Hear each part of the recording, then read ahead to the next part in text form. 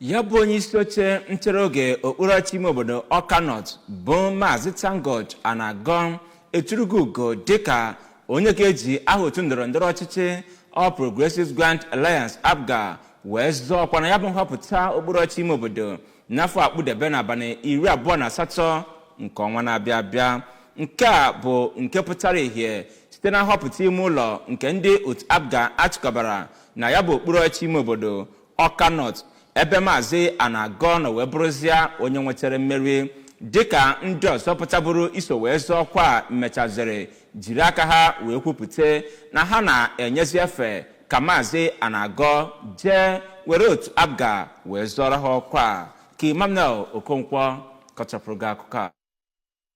Anagon bụ onye ji imerime votu wee tụrụ ugo na wọọdụ 14 enwere na mpaghara Awka North, ebe Maazị Innocent Ikegbunam, Emmanuel Nnonyelum, Richard Jidendo, Nelson Achebe, John Nwafọ, Emmanuel Chima na imerime ndị ọzọ toziri ugo ịnọchite anya APGA n'ihe ndọrọndọrọ banyere ọkwa kanselọ na mpaghara ahụ. Ka ha na-agụpụta ka esi wee mee ya bụ ihe ndọrọndọrọ, ndị hụrụ maka ya bụ ihe mmemme gụnyere Chief Amechi Obiesili, Ogboya nke Urum, Maazị Alex Nnanwude kenere nnọọ ndị otu pati ahụ maka otu ha si wee kwee ka udo chịa na ya bụ ihe nrọpụta. Onye isi otu APGA na mpaghara Awka North bụ Chief Lawrence Onwuzuka. Onye ji ọkwa chairman nke otu APGA na mpaghara ahụ bụ Maazị James Onwuka. Onye ji okwu ya agba izu na ya bụ otu n'obodo Urum bụ Chief David Nwankwọ, na onye ji ọkwa President General nke Mgbakwu bụ Maazị Nwokeọma Chukwu gosipụtara obiọma ha nwere n'otu ya bụ ihe nrọpụta si wee gaa ma kene ndị otu ahụ na mbọ ha dị iche iche. Otu onye n'ime ndị chọbụ iso wee zọọ ya bụ ọkwa chairman